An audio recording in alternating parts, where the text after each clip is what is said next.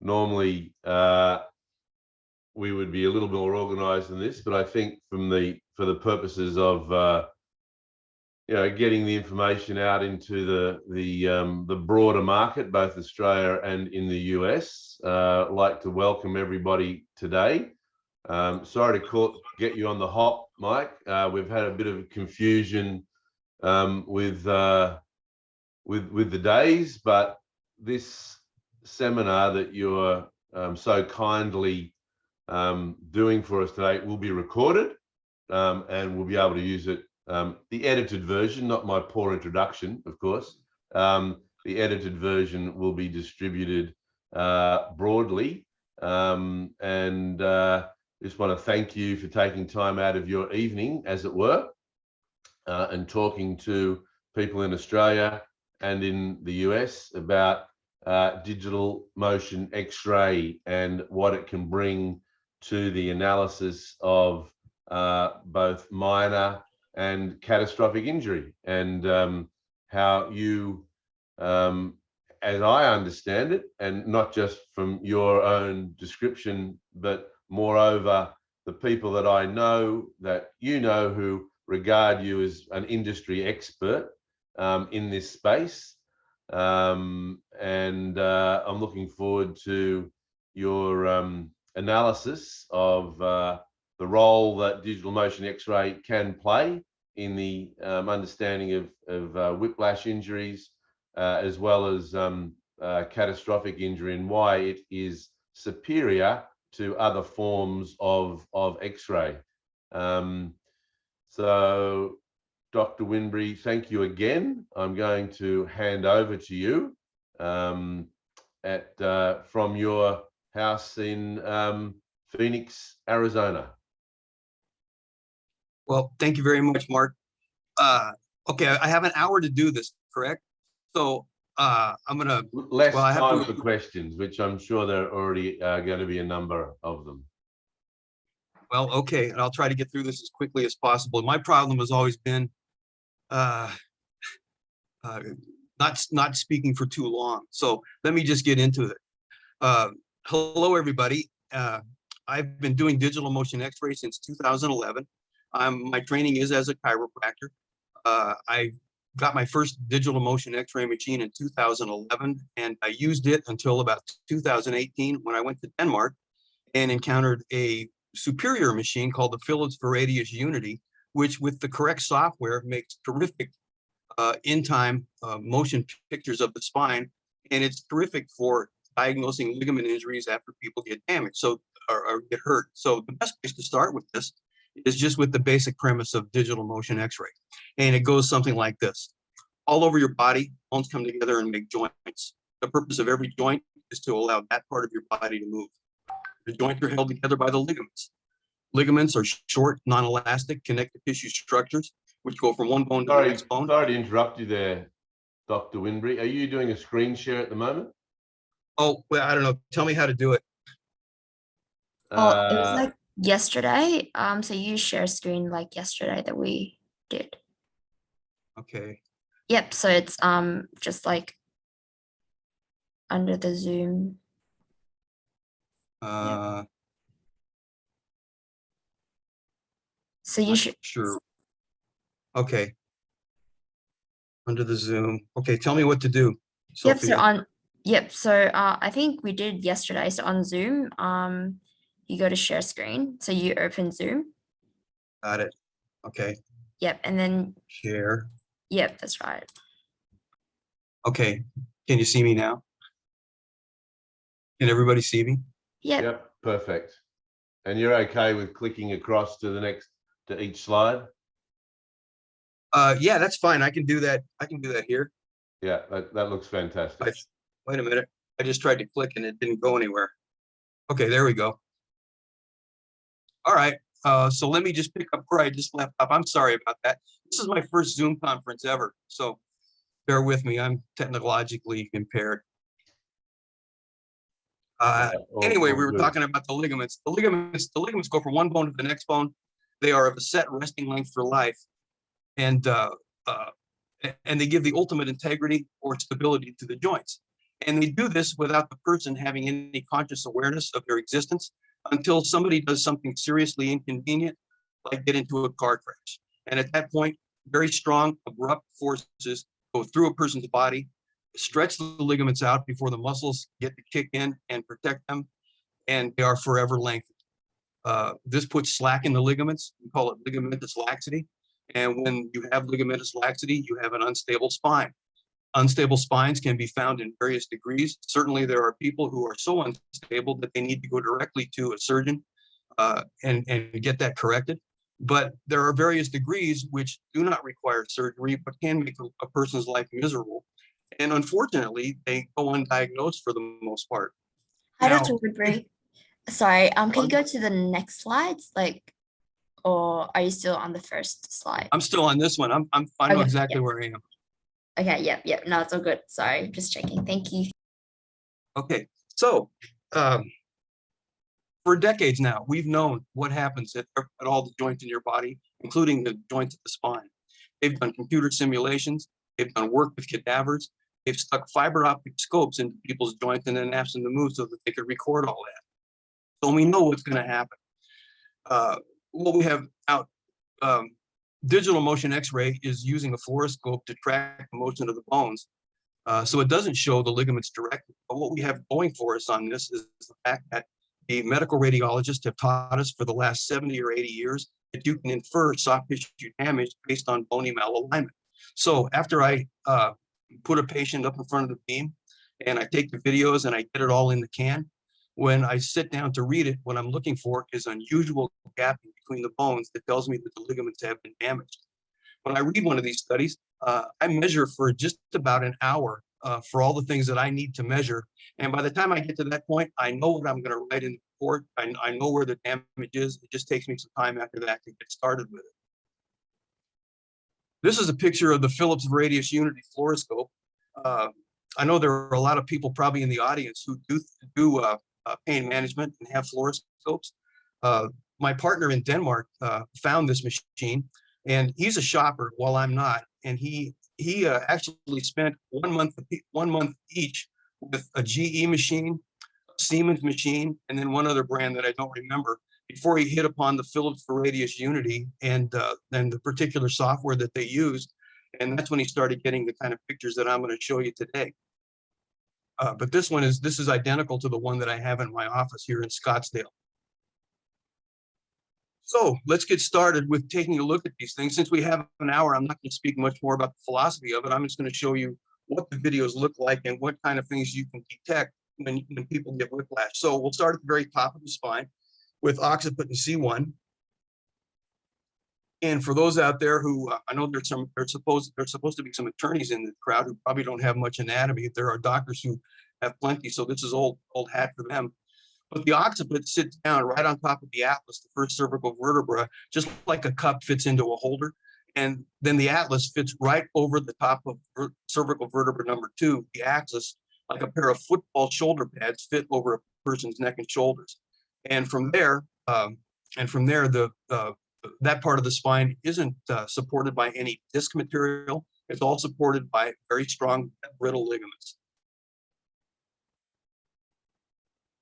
So here is a lateral, flexion and extension lateral. I'm going to go ahead and activate it. And you can see what it looks like when it moves. Now, there are 2 contrast modes with X-ray. One is normal contrast, where the bones are whitened and the background is blackened. This is called reverse contrast, and it's the default mode for just about all of the motion X-ray machines that I've encountered so far. But the Philips Radius Unity allows you to make the videos in either one of these modes. And the reason I'm showing you this one is because I'm going to show you one thing that's very important about the occiput C1 level. Most of you have probably heard of atlanto-occipital dissociation, which is usually a fatal injury. When the ligaments that hold the base of the skull to the top of the neck are completely torn, you internally decapitate someone. And it's very difficult for a person to survive that kind of an injury. In fact, when you read the articles about these injuries, you see titles like a review of 17 atlanto-occipital dissociation patient survivors over a 5-year period. It's a very rare injury. And when you read the article, you find out that these people are only called survivors because they survived the initial incident and made it to the hospital, but most of them died about 5 days later. So it's a fatal accident. But it is possible to damage the ligaments of the atlanto-occipital facet joints, those that hold the condyles of the occiput down into the superior facets of the atlas, and they can be damaged on one side, and that can show up in a motion study. So I'd use a combination of a motion study on this and then good quality, high resolution static films to go ahead and do the rest of the analysis. So in this particular motion X-ray, we have a person who has a great deal of mobility at the atlanto-occipital level. And I'm going to try to pause it.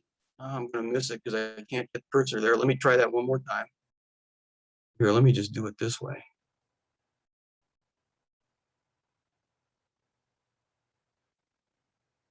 All right, so we draw a line. Can you see my, you can see my cursor, right? I hope so. But you draw a line along the base of the occiput, which is representative of the foramen magnum that goes right through here. And then a line that represents the plane of the atlas, and then use the on-screen measuring tools and measure that for how much angulation you have. White and Panjabi's Clinical Biomechanics of the Spine is the avowed Bible of biomechanics, and they say that the total range of motion at occiput C1 should be 0 to 25 degrees. Well, in chiropractic, when we look at ranges like this, we deal with hypomobility and mainly with fixated joints that don't move at all. That's pathological for a joint, and when we find a joint like that, our natural reaction is to take it and adjust it and set it back into motion. So when we look at this range medically, they would consider 0 to be exactly the same as 25 degrees, no better, no worse. But in chiropractic thinking, 0 degrees is very different from 25 degrees. And since White and Panjabi wrote this book in 1990, these statistics need to be revisited. So I put a couple of other references up here too. Nikolai Bogduk is the author of Biomechanics of the Cervical Spine. I'm sorry, Biomechanics of the Lumbar Spine. It's a great book. But he also wrote this article. It comes from 2000, and he determined in his study that the occiput C1 average range of motion was between 14 and 15 degrees. And then another even more recent study, which featured a sequential sectioning of the cranial cervical ligaments, they determined that the occiput C1 average range of motion was about 16 degrees. So that puts it right in about the middle of 0 to 25 degrees. So that's when I measure the range of motion at occiput C1, I'm looking for something like that, not 0 to 25 degrees. So here's that same video with some stills taking out. On the left, you see a still in flexion. I've drawn those lines and I've taken the measurement, and flexion was only 0.9 degrees and extension was 31 degrees for a total of 30. I can't read it over there, but I think it says 30.1 degrees, which is above 25 degrees. So whenever I see a motion X-ray where I get a measurement like this, I know that I need to investigate it to see exactly what's happened to the ligaments of the atlanto-occipital facet joints. So there is a great technique that comes out of the literature that goes all the way back to 1979. And when you do research, you probably want the most recent articles you can find. But if there are old articles out there with good information and nothing has come along to replace it, you can go ahead and still use them. So this one was, I found, referenced in White and Panjabi. So I got the article and checked out what the actual technique was. It's called the atlanto-occipital dynamic technique of Wiesel and Rothman. And what you do is find 3 landmarks on the neutral lateral film first.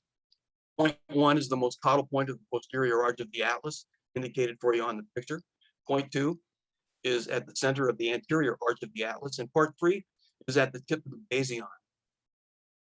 All right, for those of you who aren't familiar with the term basion, that is the anterior aspect of the foramen magnum. And you find it by finding a structure called sella turcica. So you need fairly good quality X-rays for this. And sometimes the motion X-rays aren't quite as good as these, but you find it, that's where the pituitary gland sits, and it's right in the center of the skull. And you trace the white line that comes down. Lost my cursor again. You trace the white line that comes all the way down and catches the anterior aspect of the foramen magnum, and that's indicated on the picture as the basion. Then with the atlas, we draw a line from point 1 to point 2. And then from the atlas baseline, we draw a perpendicular line which intersects with the posterior edge of the anterior arch of the atlas as depicted here. Then we draw another line, a perpendicular line, which is parallel to our last line, which intersects with point number 3. And then we take the flexion and extension films and we draw the same lines. And then we measure the distance between those two parallel horizontal lines. And if the difference between those two is greater than 1 millimeter, then you have evidence that you have torn atlanto-occipital ligaments. Now, since when you take an X-ray, you're looking at the human being or human body, which is a 3-dimensional object in 2 dimensions, you don't know if this is the right or the left atlanto-occipital joint capsule which has been torn. So it's indicated to get an MRI after that. And when you get the MRI, usually they do a pretty good job of running one of their slices right through the atlanto-occipital joints on both sides, and you look for joint diffusion. In all of the MRI data sets, T1, T2, and proton density, ligaments are supposed to be jet black. So the arrows indicate that light area. That's one of the atlanto-occipital joints, and you can see that it's bright white, which means it's returning a lot of signal, which means it has edema or swelling, and that's indicative of a torn ligament. All right, that's all I ever look for with C1. So let's go down to C1 and C2. And this is the one that, when I first got into digital motion X-ray, I had never seen videos or pictures like, I'd seen AP open mouths like the one that you're looking at now. But for those who aren't medically educated, this is called the AP open mouth view. A to P means anterior to posterior, and that indicates the direction of the X-ray beam. And that's how you look at the top 2 cervical vertebrae in the spine. C1 is represented by this block of bone right here and this block of bone right here. And if you look carefully, you can see a shadow of bone that goes across the front of it, and another one that goes across the back. That's representative of the rest of the bone called the atlas. C2 is the one that sits right underneath it. These are called, where my pointer is now, is called one of the lateral masses of C2, and this is the other one. This peg of bone, which sticks up right here, is called the odontoid process. And we use these landmarks to evaluate the integrity of the ligaments called the alar ligaments and the accessory atlantoaxial ligaments, as they also attach the head to the base of the skull to the top of the neck. So what I have for you right here is a normal one. And this is odd that this was a normal one. This guy was whiplashed pretty badly. And you can see all the hardware that's in his jaw. He broke his jaw about 30 years earlier and had it reconstructed, so it's still crooked. But this is a pretty good indicator of a normal. He's going to take his head from side to side, and what you look for when he does that is you watch the alignment of the lateral edge of the lateral mass of C1 and the lateral edge of the lateral mass of C2 on the side that we go to, and you also watch the spaces between the lateral masses and the odontoid process. They're called the para-odontoid spaces, and they are supposed to be bilaterally symmetrical and remain that way no matter what position the head's in. So let me activate it.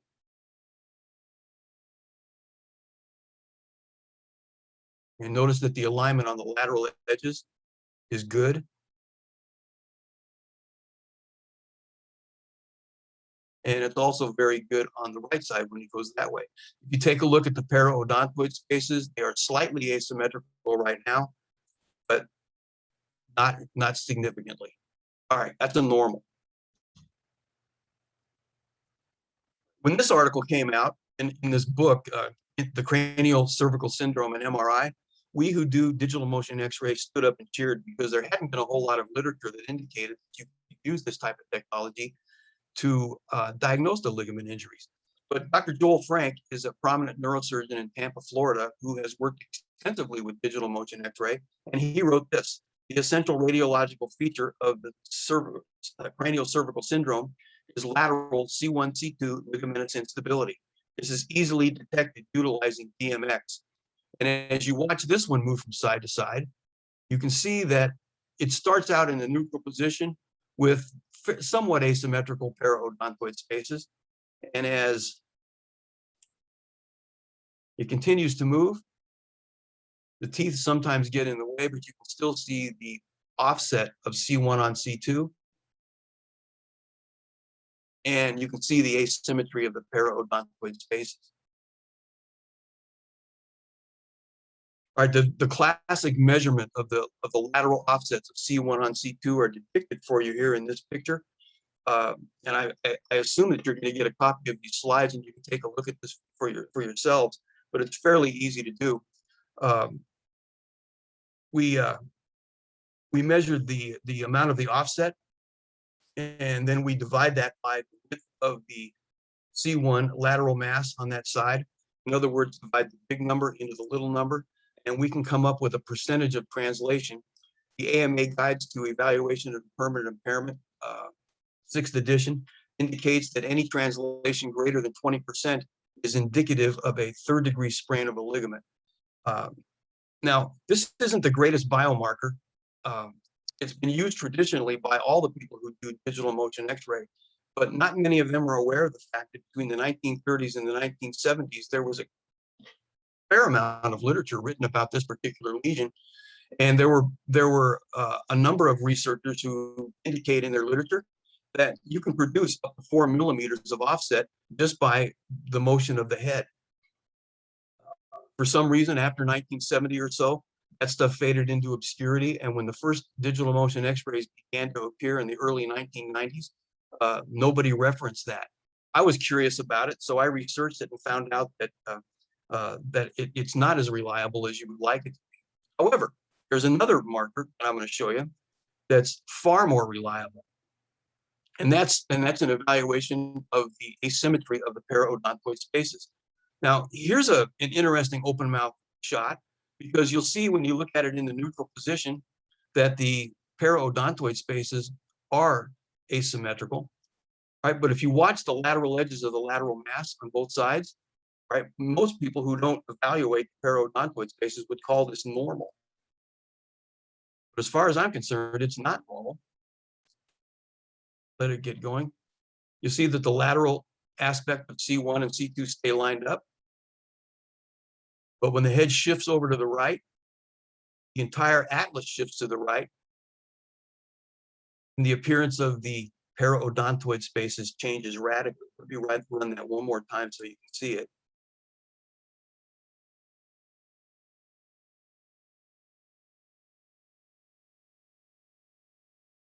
Incidentally, if you don't have a motion X-ray machine, these kind of shots can be done with a high resolution plain film X-ray, and you can do the same kind of measurements on them that I'm going to show you here in just a second.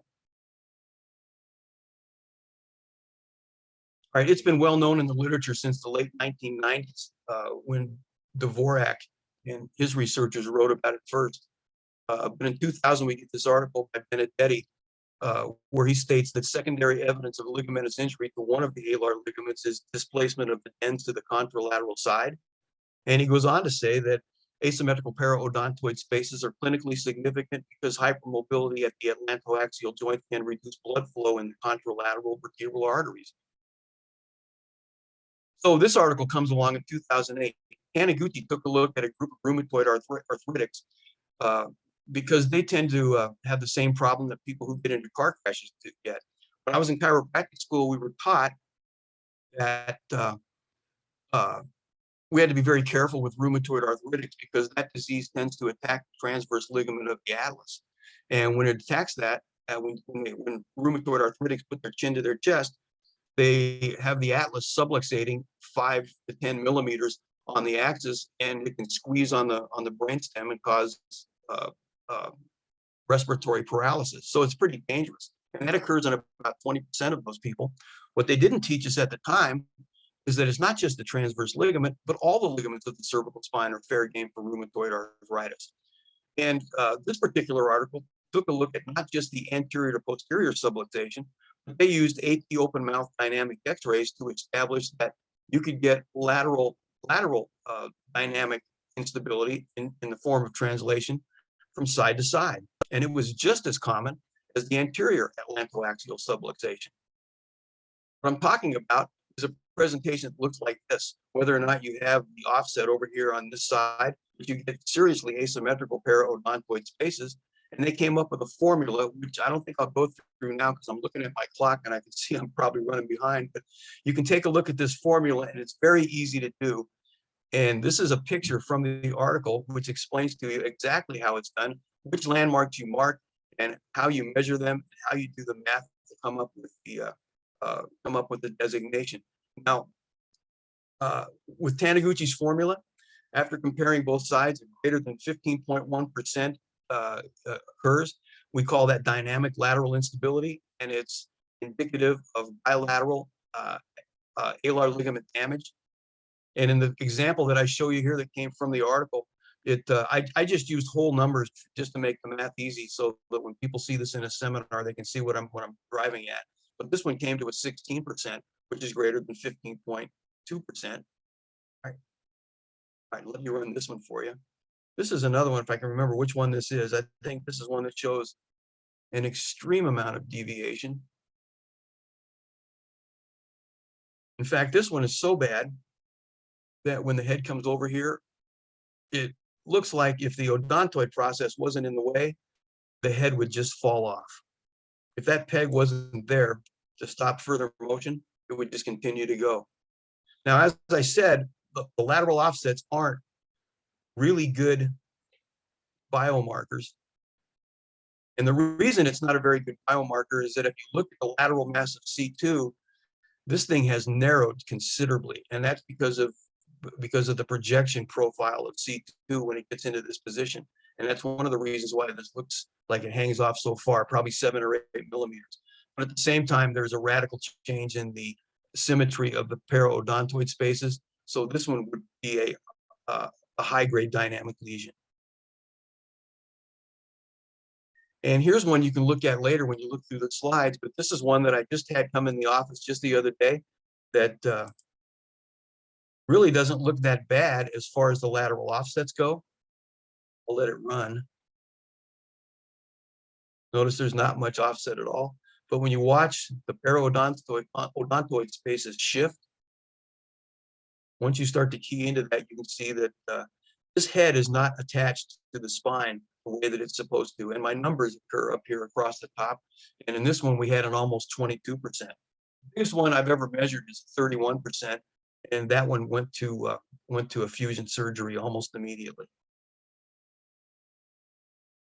All right, let's talk about the facet capsules. This is one of my favorite subjects, and we get some great films with this. The reason this is important in whiplash is because the facet capsules have the reputation for being, the bad actors of the ligaments in the neck. There are 22 major ligaments in the neck. The translation in the flexion extension projections only catches 2 of those, the anterior longitudinal ligament and the posterior longitudinal ligament. And in America, all of the impairment ratings are based on that. The problem is, though, is that the facet capsules are the ones that cause most of the problems as far as the literature goes. You know, and the thing is, when somebody gets whiplash, it's pretty fair to say that for the most part, the people who end up in chiropractic offices, when bones have been spared, but the ligaments have been damaged. And what I find is multi-level, multi-ligament damage to the point where you can almost make a list of ligaments that didn't get damaged, and that would be the shorter of the 2 lists. But facet capsules is one that is not visualized by MRI. You don't see it on CT scan. So there's a disconnect there. You know, we've always been told that MRI is the gold standard for diagnosing ligament damage in the body. And while I will agree that it's great for extremity joints like your knee or your shoulder, it's not very good for the cervical spine. And typically in America, that's because the standard cervical spine MRIs are done with 3 millimeter slices with a 3.3 millimeter gap. Some of the ligaments, like the alar ligaments, are only 2 millimeters wide. So if they end up in a gap, they don't get visualized. And we have to order special MRIs in order to actually see those things. But the facet capsules don't get seen at all unless you have a radiologist who's enterprising enough to get off his dead rear and go down to the diagnostic facility, get his hands on the knobs, and oblique those slices so that they can actually pick these things up.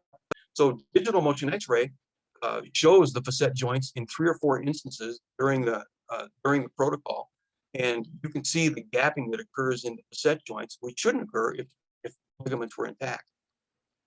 So the facet joints are pier joints in the posterior aspect of the spine. They are just lateral to the spinous processes, which are depicted here in the center of the picture. The top part of the facet joint is made by the vertebra above. The bottom part is made by the vertebra below. And Dr. Bogduk tells us that for at least 50% of the chronic pain population that's generated by whiplash events are caused by problems with facet joints. On a digital motion X-ray, you can see facet capsule damage in 3 ways. There's facet distraction. That's when you take your chin to your chest, and the two aspects of the facet joints telescope out. There's facet imbrication, when you take your head back into extension. Articulating surfaces of the facet joints tend to slide back on one another. And the third one is called facet diastasis, which is just a gapping of the joints, or it's a loss of parallel alignment of the 2 articular surfaces. All right, so here is an oblique. With digital motion X-ray, we use posterior oblique. So with the left posterior oblique, you get to look at the right-sided intervertebral foramina. Now, remember, the IVFs are holes that are found on both sides of the spine, out of which the spinal nerves exit and then branch out and go to all parts of the body. The IVFs take up 73% of the area within the intervertebral foramina, and then there's a vein and an artery, and the rest of the space is packed in fat for protection of the nerve. So when we do the obliques and we have them turn their head so that the jaw is away from the spine and doesn't block the vertebral bones, then we do flexion and extension again. In this particular patient, notice that there's a blocked vertebrae right here.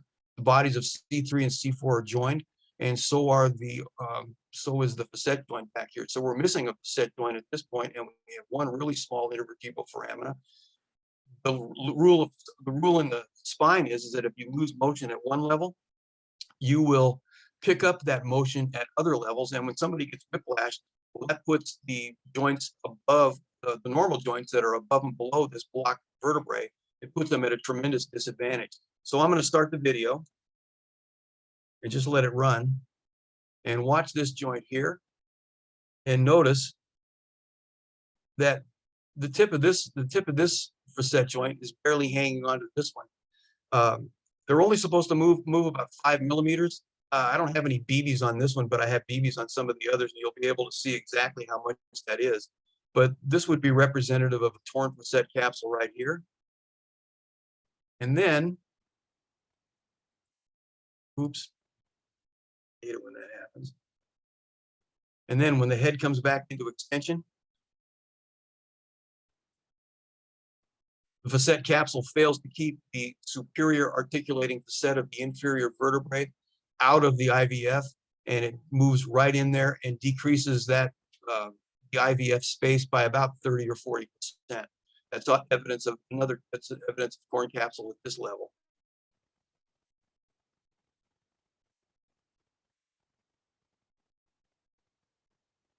Right, here's the other side. This is the right posterior oblique, and on this one, I want you to watch. I believe it's this level right here when the head goes back into extension.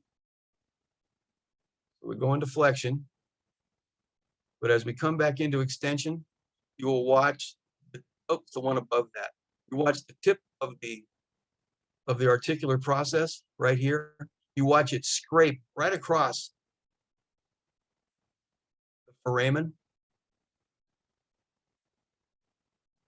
And for sure, pinch that port spinal nerve.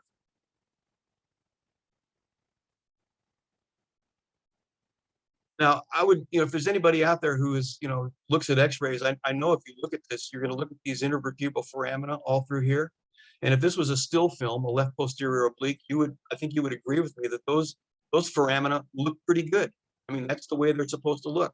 If somebody's whiplashed and they go into a clinic and all they do are static films, this is what you'd be working with. Watch what happens once we set this thing in motion. Also, this BB right here is the same distance from the intensifying screen as the bones. So this is what I use to calibrate off to set my measuring tools so that I can get accurate measurements. That's 5 millimeters. So I want you to watch how much this particular joint moves when it goes into flexion. Okay, I think you would agree it moved a lot. It's barely hanging on by its fingertips. You want to see what a normal joint looks like? These are normal. This is probably stretched out a little bit, but it's more normal than this one. And that's 5 millimeters. You could set a couple of these in here to fill up that space. Now, the reason I show you this one is because this one is a great example of imbrication as the facet capsules fail to control the amount of imbrication that occurs through the mid-cervical spine. And these intervertebral foramina turn into slits.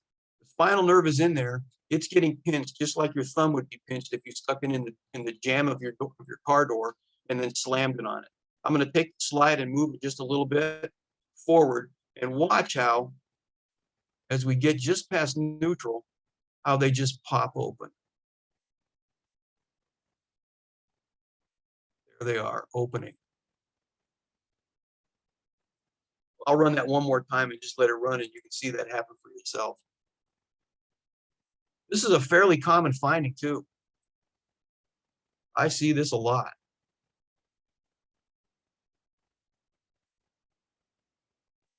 This particular patient, when we were doing this, after we got done with this part, she looked at me, and if looks could kill, I would have been splattered all over the wall, believe me. She was in a lot of pain. All right, here's another case. All right, this is the left posterior oblique. So we're looking at the right side IVF. This person just happened to have their head turned to the right when they were hitting the rear. So watch what happens. The IVFs look pretty good to start.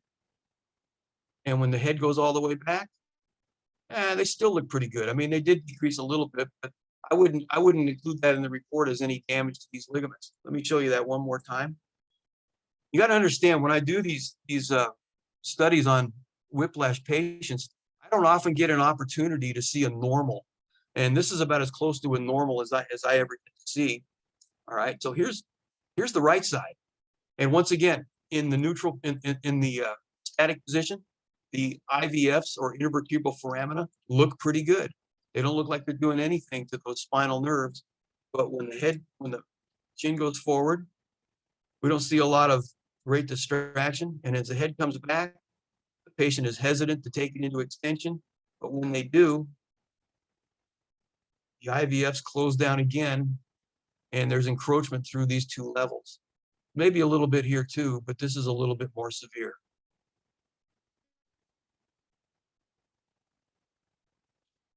All right, this is an old article too from 1979. Dr. Xray is a South African radiologist, and he wrote a great article about the anterior subluxation.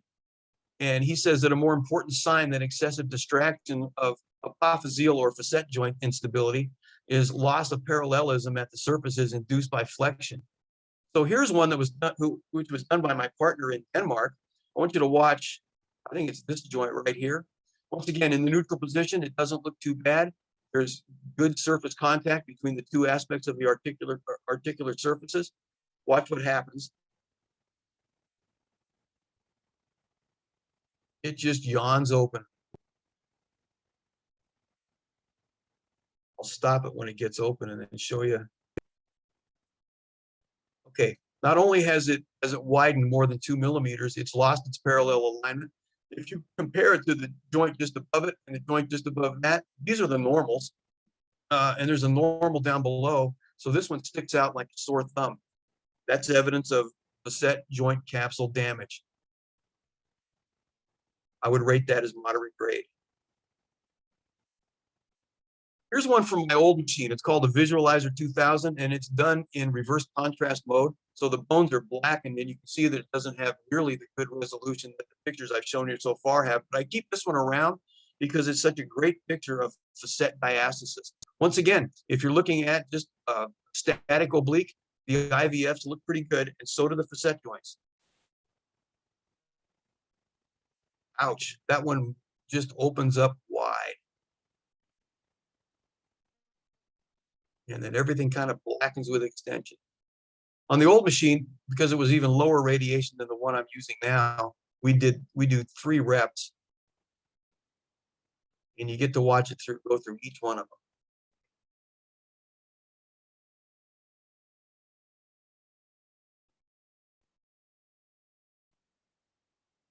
All right, I have a radiologist friend named Joe Yagorgi who has worked with me a number of times on this. He sent me these stills, and these are interesting too because you can actually use good stills to check out the gapping on this also.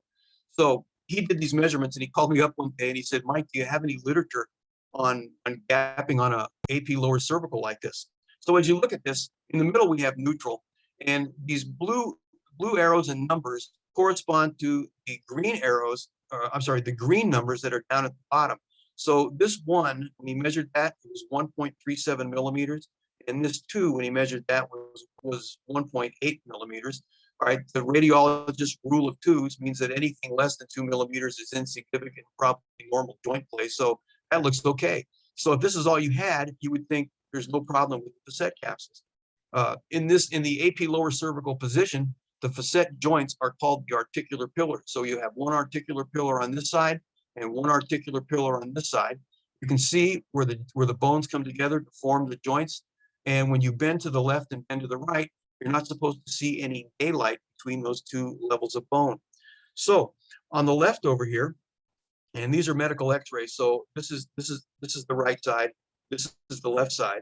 So on this side where we have the neck and right lateral flexion, on the side to which the flexion is done, the ipsilateral side, we get 1.19 millimeters. And on the side where the distraction occurs, we get 2.96 millimeters. That's significant because it's greater than 2 millimeters. But where we really see it is over here on the picture on the far right side. Number one, you have abnormal gapping, which is measured at 4.71 millimeters. And number two, we get 1.55 millimeters. This is significant. And when I wrote back to Joe after he sent this to me, I said, "Joe, you don't need any literature. You're a radiologist. You've got the rule of twos. Just use that." And it's perfect justification for saying that this is probably a high-grade biomechanical ligament subfailure of the facet joints. As far as treatment goes, the ligaments that can be reached by a pain manager's needle for prolotherapy or stem cell injection or PRP, those things are very, very effective for treating the facet capsules. But you need evidence like this to determine which ones actually need to be treated. Otherwise, you're just shooting in the dark. All right, here's an AP lower cervical with the motion X-ray machine. Once again, these are the articular pillars on both sides. You're not supposed to see any gapping between the bones. So when I set it in motion and tell the patient to raise the chin, takes her head to the left, and you can see gapping here and gapping here.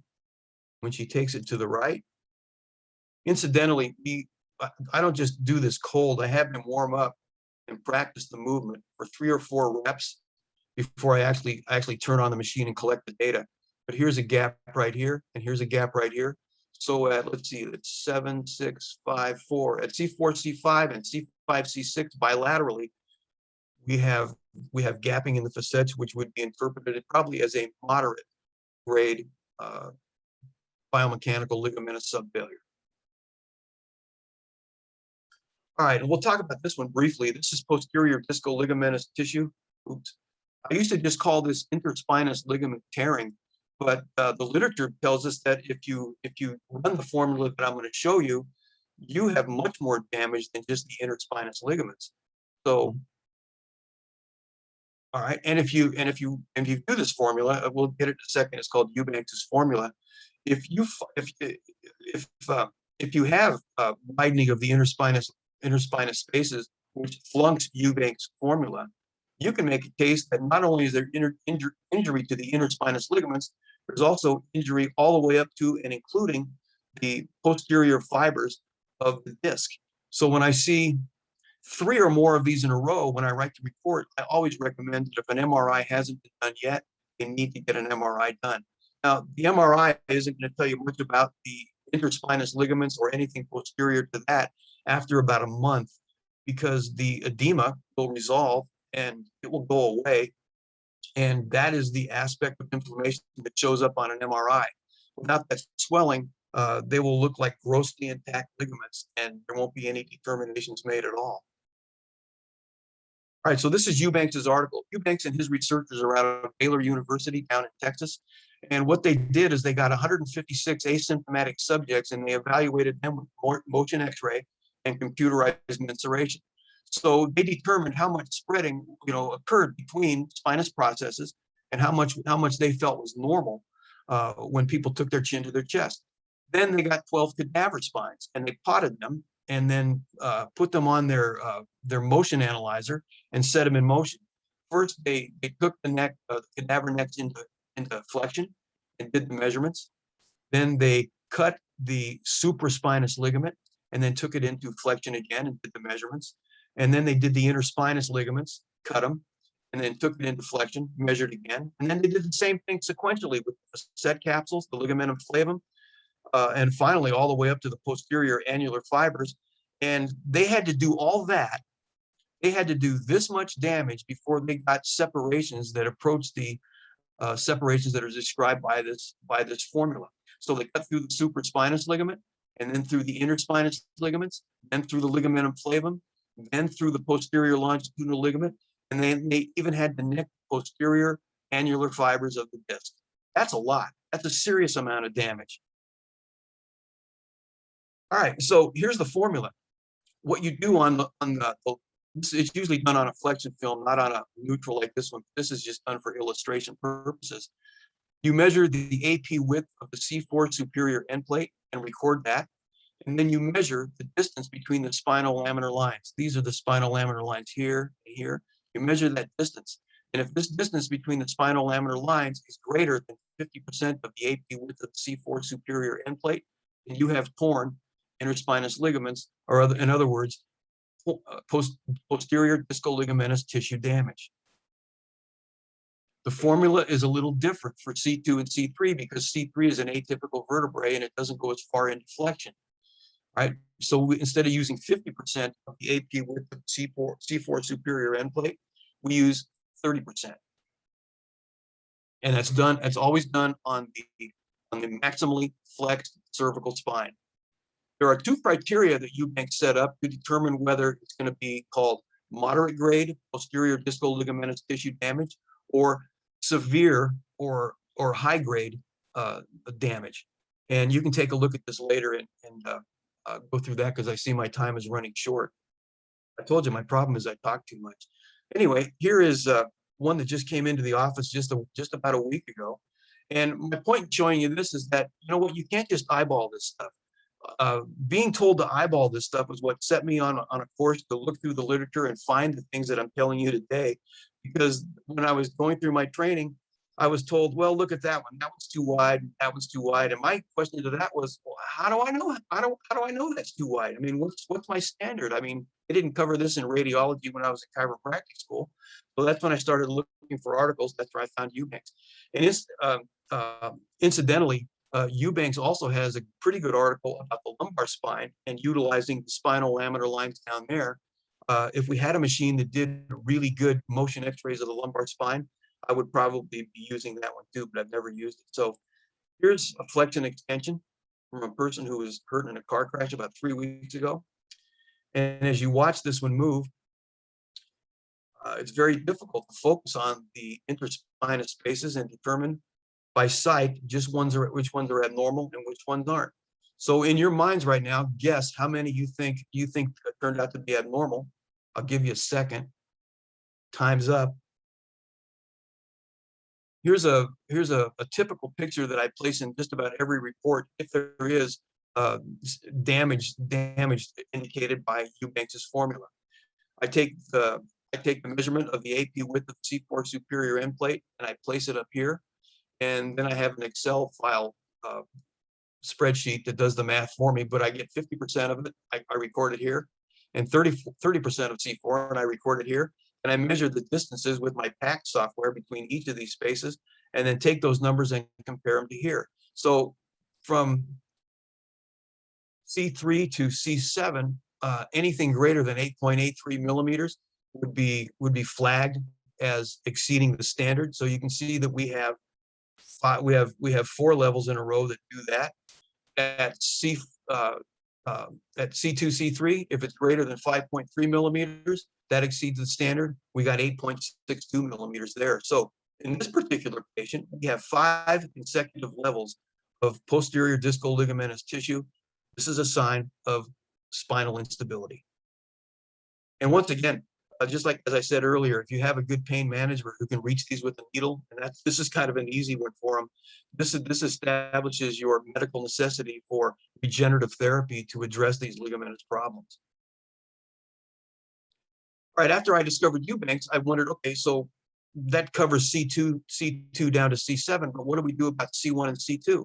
Well, I found this article by Lovelock and Schuster, and what they did was take 100 adult volunteers who had no complaints of pain and put them in the maximally flexed position, and then they measured these 2 distances.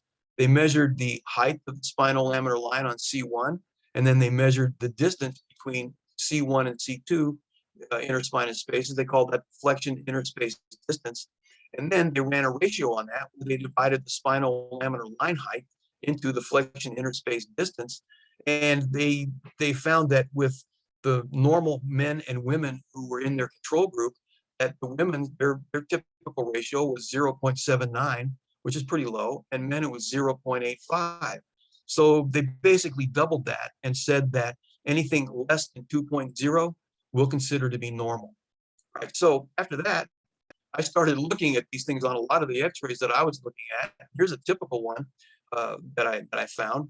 Here's the spinal laminar line right here being measured, and here's the flexion interspace distance being measured. On this one, we divide the little number into the big number, and we come up with a ratio. And on this one, we got 2.16 millimeters, or 2.16. And the restraining structure between C1 and C2, which is analogous to the interspinous ligaments, is called the posterior atlantoaxial membrane. It covers the entire bottom, it attaches to the entire bottom surface of the posterior arch of the atlas, and then it comes down and it catches the superior portion of the posterior arch of C2. It's about 1 millimeter thick, and it does a pretty good job of restraining. But we got a follow-up MRI on this and verified that yes, the posterior atlantoaxial membrane indeed was torn. And once again, that's an indication, as far as I'm concerned, for regenerative therapy.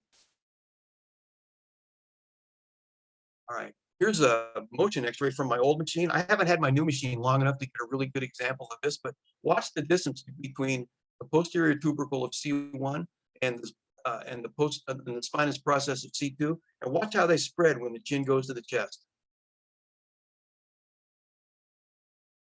Now, this one you can kind of eyeball. I mean, if you just take a look at the height of the C1 spinal laminar line, and just imagine for yourself, how many of those could you place between these two structures?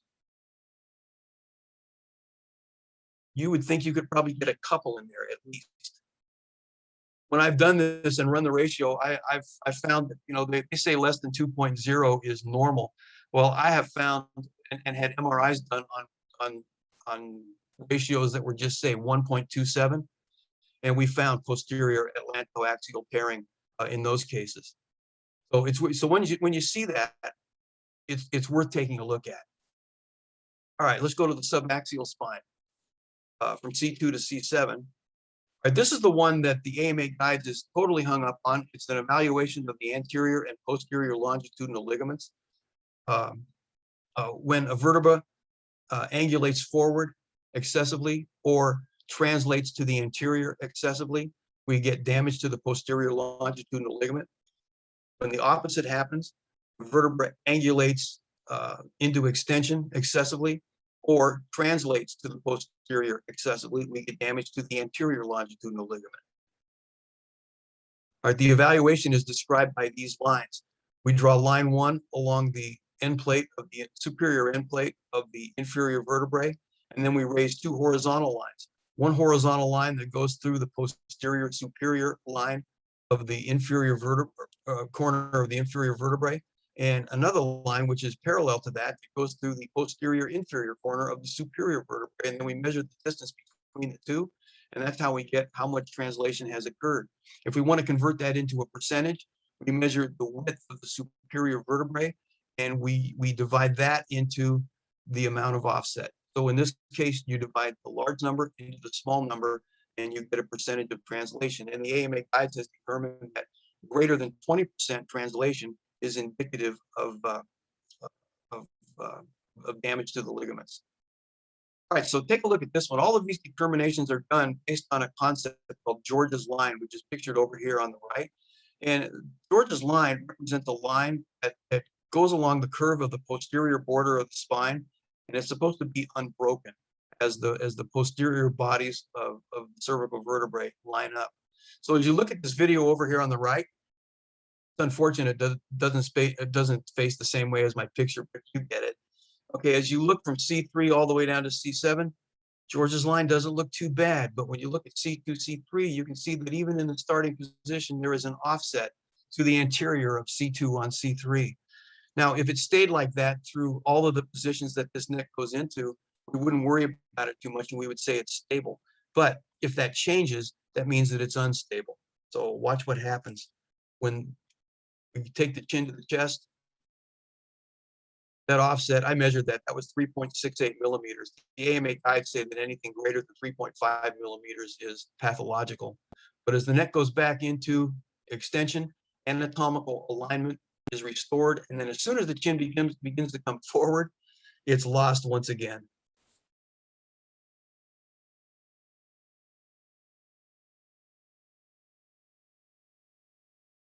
This is a common finding too. In fact, it's very common to find antero and retrolistheses at multiple levels in the cervical spine.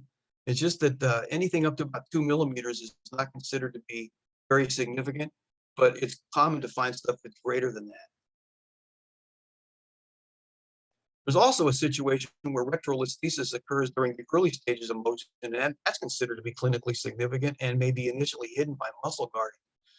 So as you watch this one from my old machine, take a look at C2, C3 alignment, and also the C3, C4 alignment, but watch this one at first, because this is called the nodding projection, in which the patient is instructed to keep the neck upright and erect and to just move the head on the neck. And my instructions are always lift your chin as high as you can, bring it back to level. So watch George's line. I lost my cursor again. There it is. Watch George's line change with the nodding. You see it displaces there. And you have to understand that, you know, the space within the spinal canal is sacred. The spinal cord is back there, and it's got about 2 millimeters, possibly 3 millimeters space around it before you hit the wall of the spinal canal. So it cannot afford to have bones sliding back and forth, losing the interface between their two adjacent central canals and impinging upon the cord itself or the spinal nerves.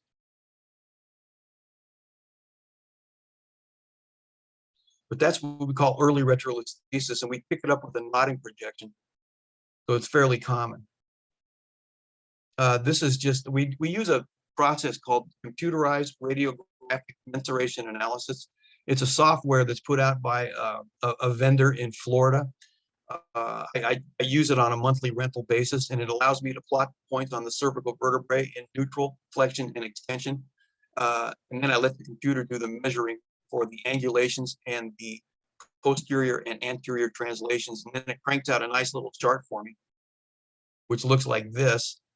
It also measures for Pavlov's ratio. And how are we doing on time?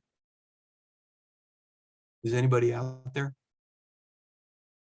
Well, I'll just keep talking until you tell me to stop then. All right. Yeah, so anyway. no, it's all good, Mike. All good. It's fascinating stuff.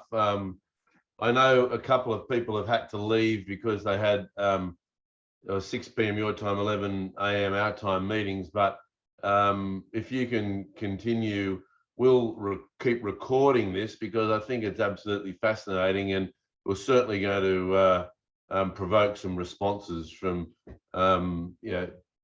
surgeons and people here. So I'll leave it with you. I have a little more material left. So anyway, there are some things that are important when you're evaluating anterior and posterior translation. One of them is range of motion. The top chart that's cranked out by the CRMA software tells you how much translation occurs, and it's shown over here as A, that's anterolisthesis, and the P, that's retrolisthesis. It tells you in millimeters how much slippage of the vertebrae there is. And then over on this side, with percentage of translation, it tells you how much percentage of translation you get. So if you see anything in this column that's greater than 20%, that's pathological. If you see anything in either of these columns, in Arizona anyway, that's greater than 3.5 millimeters, that's pathological. In other states in the United States, they use another version of the AMA guides called the 5th edition, which allows you to add the antero and retrolisthesis together. And that's what's done in this total translation column. And that's where they're flagged in red for people who use it in other jurisdictions. In the bottom chart, though, we get the angulation, and this is what I use to calculate the range of motion. This side is flexion, this side is extension, and for some reason, the guy who puts this out won't add that stuff up together, so I have to make my own chart. And there is no such thing as CRMA software that measures the range of motion at occiput C1 and C1, C2. So I have to use my own PACS software tools to draw lines. And this is how you draw the lines. It's interesting to point out to people, if you want to do this on any of your films, is that you can use the baseline of C1, and this is called McNabb's line. It represents the plane of the foramen magnum. You can use that to measure the occiput C1 range of motion or angulation. But when it comes to C2, you can't use the baseline and the inferior end plate of C2. You have to find the center of the C2 body and draw a line from there to right through the middle of the spinal laminar line, and then wherever they intersect out here, that's where you use your protractor to measure that angle.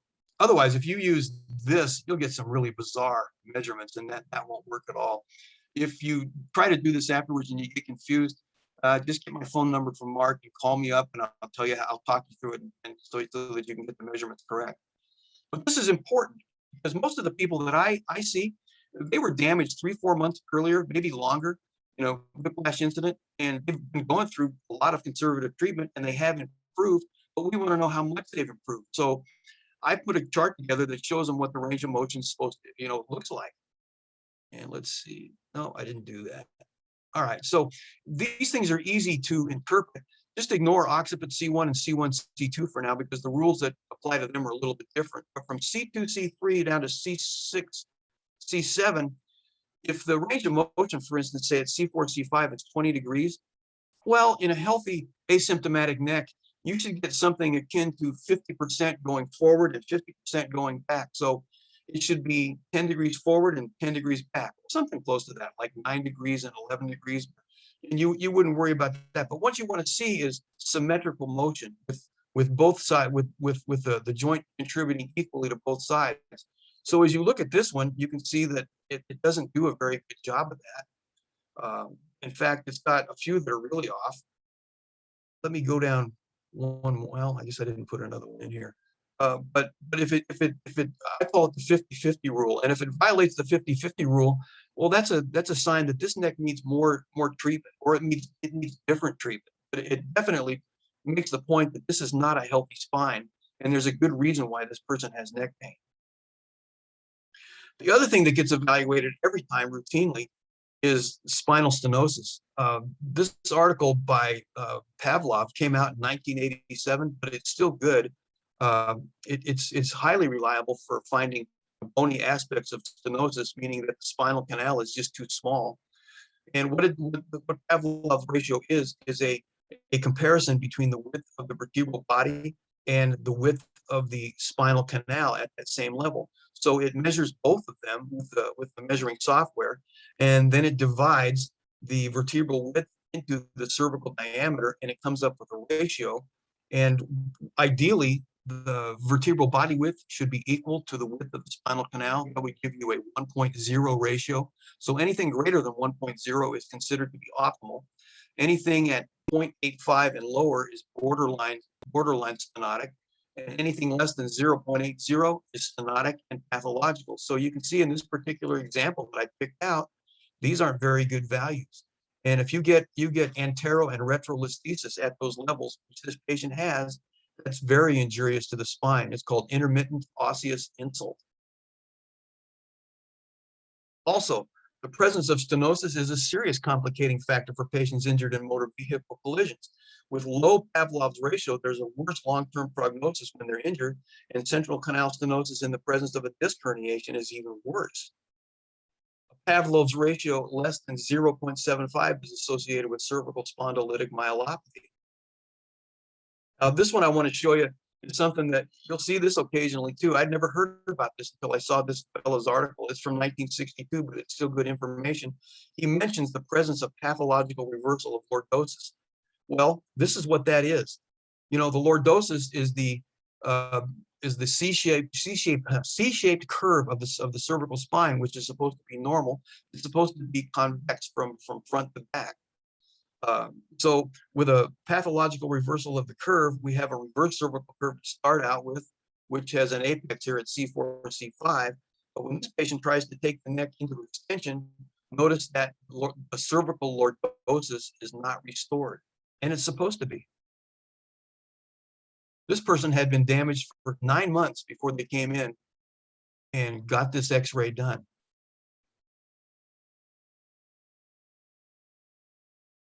It just kind of hurts to watch that, doesn't it?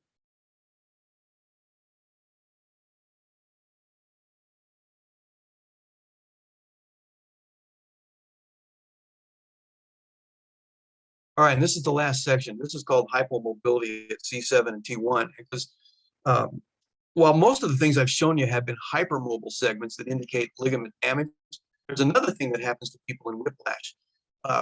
Most of the seminars I go to, most of the literature I read, when they're talking about cognitive symptoms that come after people get whiplash, usually what they're doing is looking at the upper cervical spine, because there's an intimate relationship between the vertebral arteries and cervical vertebra number 1. And you know that does affect the amount of blood that flows into the brain, and the cognitive symptoms are called vertebral basilar insufficiency. But I think we can make the case after looking at some of these videos that the stellate ganglion in the lower part of the neck can also contribute to lack of blood flow to the brain. And let me show you how this works. All right, it's common to find a C7-T1 fixation as a result of whiplash. And in chiropractic, okay, we tell people that we can adjust anything, but the truth is that the upper thoracic spine and C7-T1 are very difficult to adjust, and not that many chiropractors do a good job with it. So many times this gets damaged and it stays damaged. Well, the thing is that C7-T1, vertebral artery, and the stellate ganglion share a very unique anatomical relationship. And this lack of blood flow to the brain is implicated in most of the whiplash symptoms, including headache, intractable neck pain, dizziness, cognitive symptoms such as memory loss, brain fog, chronic fatigue syndrome, visual disturbances, tinnitus, symptoms of concussion, ataxia, aphasia, and others. So here's a little schematic. It shows the stellate ganglion located anterior to the neck of the first rib. It's right here, and it can extend it up into the body of C7. Right, when people get rear-ended, right, the first stage of whiplash, all right, all the textbooks will tell you this. This is information that's been around for 20 years, right? The time it takes for one car to contact the next one and for them to separate is about 100 milliseconds. In the first 60 milliseconds, a hyperextension of the lower cervical spine occurs, while a hyperflexion of the upper cervical spine occurs. And this extension that occurs in the lower cervical spine is about 4 times the physiological limit that the C7-T1 joint is capable of. The C7-T1 joint, it's 9 degrees of total range of motion in flexion and extension. That means if you apply the 50-50 rule to it, that means you get 4.5 degrees going forward and 4.5 degrees going back. Well, an article by Grauer and Panjabi in 2001 or so measured with cadaver subjects subjected to a 6.5 G force that they got 20.9 degrees of motion. That's about 4 times the physiological limit. And the problem with that is that it damages the anterior longitudinal ligament. The stellate ganglion is right there, so it gets affected or damaged itself, but it definitely gets affected by the inflammation and all the edema that occurs. Well, the stellate ganglion functions as the gatekeeper of arterial blood up into the head and the neck and the upper extremities. And when it's damaged like that, you get I'm sorry, and when it gets damaged like that, you don't get blood flow into the head and neck, down into the upper extremity, so you get these symptoms. And it's been well known medically, for a long time, that the stellate ganglion block will lead to vasodilation of the head and neck. And our hypothesis is that the C7-T1 whiplash injury results in dysfunction of the stellate ganglion. Here are a number of articles that I've gathered that show you that stellate ganglion block has been utilized successfully in a lot of things that are based on lack of blood flow into the head, the neck, or the upper extremities.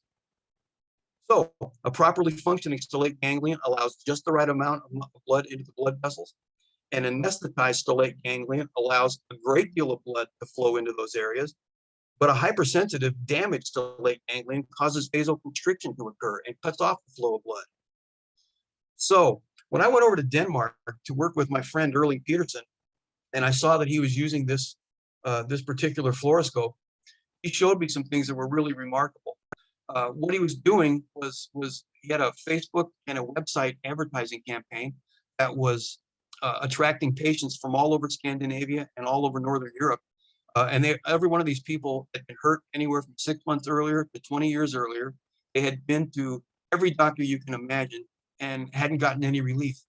And he would put them in front of the beam and have them do flexion and extension. And what he was looking for was fixation at C7 and T1. Then after he would find that, he would take them away from the beam, sit them in another chair, mentally list. In chiropractic, that means he decided which way he was going to adjust this joint. He would mentally list C7, and then he would adjust it and make C7 move, and then he would put them right back in front of the beam, repeat flexion and extension, and that's what you're going to see right now. So on the left-hand side of all these videos, lost my cursor again, I want you to take a look for C7. So here's C3, C4, C5, C6, C7. Here's the spinous process of C7. Here's the spinous process of T1. So I want you to keep your eyes on that and watch what happens when the video starts.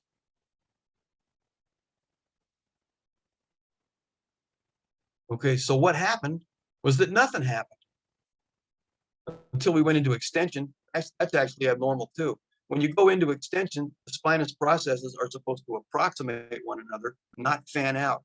So there's no motion occurring between these two bones in flexion. So 5 minutes later, after being adjusted, here's C7 again, and here's T1.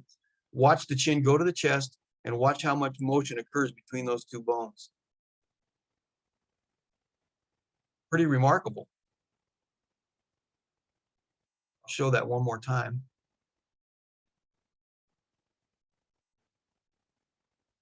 Right. Dr. Peterson is called a Bonstead practitioner. Clarence Bonstead was one of the first chiropractors who put together a system of adjusting, and that's what he uses to move these things. Okay, here's another one. Can't see my slide numbers, but it's got to be a different one. All right, so same thing here. We count down to C7. Here's 3, 4, 5, 6, 7. Here's the spinous process of C7. Here's T1, just the very top of it is all you can see. I'll set it in motion. And notice that there's really no motion between C7 and T1. All right. 5 minutes later, after being adjusted, here's C7 right here, and here's T1. Watch the chin come to the chest. And now it spreads. That one doesn't spread that much, so it means it needs a little more work, but there was much greater motion in that patient's neck. All right, now this one's a particularly bad one with very little motion. I was there when this patient was done. She'd been hurt for over 2 years. She was a 19-year-old girl who hadn't had any relief since she was 13. Watch what happens to her. Here's 3, 4, 5, 6, and 7. Here's the spinous of 7. Spinous of T1 is right down here.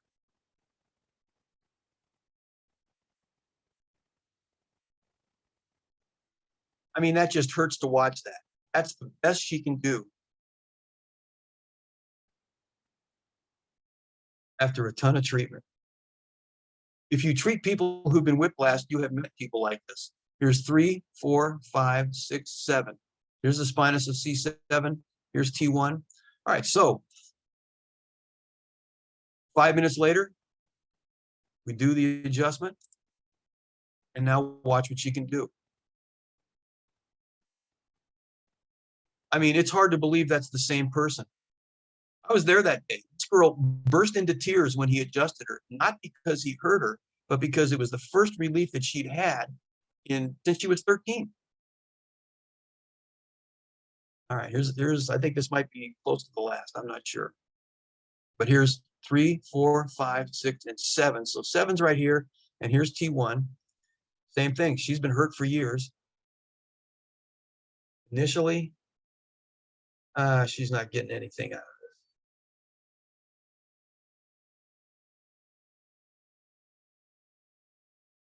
it. And here's the other side. 3, 4, 5, 6, 7. Here's spinous of 7. Here's T1.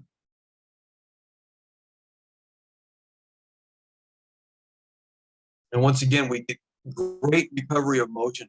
One of the things he pointed out to me while I was watching him do this was he would say, look at her ears or her earlobes. And I looked at the earlobes, and they were kind of pale looking. I mean, it's Scandinavia, and you never see the sun in Denmark, trust me.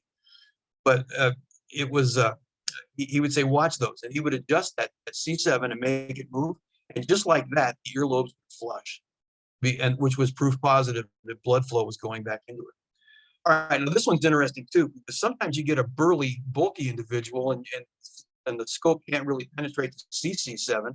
So this guy, once again, he's a bulky male, and all you see is 3, 4, 5, and 6. So 7 is right here. So you put it into motion and watch it. You can't see T1, but C7 doesn't go anywhere.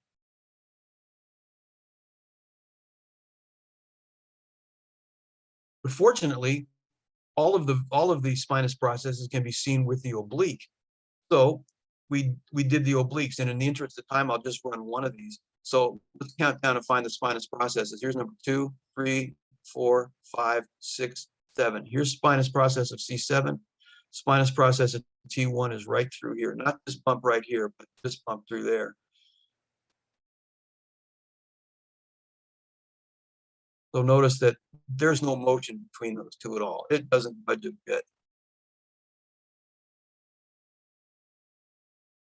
All right, so I'll go on to, okay, so he adjusted him and then redid. You only have to do one oblique. You don't have to do both obliques again, because all we're looking for is the spinous process. But here's number 2, 3, 4, 5, 6, 7.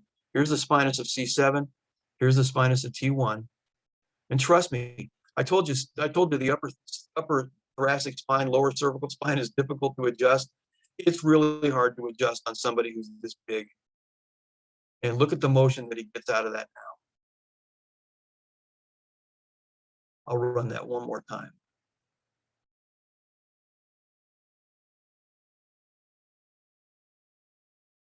Pretty remarkable. And once again, instant relief. And let's go. And I think that's all we need to do. Yeah, okay, so I made this chart too for anyone who's interested, which tells you which ligament damage we find, what the radiographic biomarker is, and what view in a digital motion X-ray you can find. So that's the end of my presentation. I'm sorry I started late and I went a little bit long, but I'd be glad to answer any questions that you have. And if I don't know the answer, I'll just make something up. Dr. Winberry, great to see you again. Looking forward to catching up again soon. I'm just wondering whether how your service that you're providing in Arizona is going from a treatment point of view as well as a legal point of view. And by legal, I mean the law firms that are using you as well as the treatment. If there's any insights you could give us, because I'm sure that when I distribute the video with Australian lawyers and treaters, it'll be very interesting. So my question is about what you're experiencing in Arizona in that context. Well, I've only been doing this in Scottsdale now for about 7 weeks, and business has been kind of slow to start. But I have been to lunch with a number of attorneys and a number of doctors, and business is starting to pick up. So we haven't really had a chance in this area to test it in the courts. Yeah, And right. but down in Tucson, where I did this, quite a bit until about 2018, and I had quite a bit of experience doing it in the courts. The thing is that it's not as difficult for the doctors to catch on to it, but it is a little bit more difficult for the attorneys, because the attorneys don't have medical training, and they really don't have much trouble grasping a disc herniation or something like that.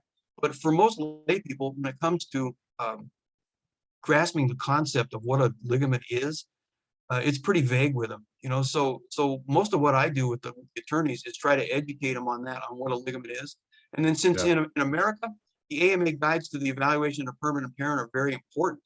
I try to, explain to them that the importance of this, as far as the medical legal thing goes, is that the ligament injuries are put on an equal footing with the disc injuries, with failed back surgery, with spinal stenosis, and with another thing called pseudoarthrosis, where you get an artificial joint between two bones that's not supposed to be there. But Yeah. it's recognized as a serious injury, which is worthy of impairment rating, which is worthy of a greater demand on the demand letter. Yeah. Yeah. Look, I think there's it's fascinating to me, and certainly from a treatment point of view, knowing what it's like to have a long-term neck complaints. It's exciting to know that people with those long-term issues can get immediate relief as well. So that's fascinating. Yeah, they can, and even if that last one that I pointed out isn't their problem. Many times when I meet these people, I mean, they've been around the block, they've seen everybody, and they're just frustrated because they're not getting any answers. And in the healing arts, the first thing you have to do when you want to get somebody well is you got to get the diagnosis right. And unfortunately, a lot of people who get whiplash don't get this kind of technology. So it's a true thing to say that until this technology came along, a lot of people who've been whiplashed have been underdiagnosed. And they go through treatment, which really doesn't address the problems that they have. I'm a big believer in the pain management techniques. When they can get a needle to a damaged ligament and make it heal, that's exactly what it needs. And I don't know if you guys have heard about this in Australia, but it's coming on in America. It's big in Europe, but it's focused shockwave therapy. Yeah. You can hardly turn the radio on in America on AM radio and not hear an ad by a urologist who's advertising focused shockwave therapy to cure erectile dysfunction. Well, one of the things focused shockwave does is stimulate new blood vessel formation, and it also stimulates the two growth factors that are known to heal connective tissue. For some reason, when it comes to healing in the body, with most of the connective tissues, our body has a pretty good plan. Like bony fractures heal pretty well, and cuts on the skin heal pretty well. And but when it comes to ligaments, the body has a lousy plan. In fact, the plan is called osteoarthritis, and it's a bad idea. But you can head a lot of that off by fixing the ligaments. That's but you've got to know which ligaments they are, and they're difficult to visualize. But this kind of technology is the best for it, as far as I'm concerned. Is it new technology, or is it old technology reimagined? No, this is old technology, just finding a new application for it. In 1994, a guy named John Postlewaite in Tampa, Florida, put together the Visualizer 2000. He called it the Visualizer 2000 by the time I came along. But he came up with the first in-office fluoroscope that could do this kind of thing. That's when I say old machine, that's the one I'm talking about, because the pictures aren't quite as good.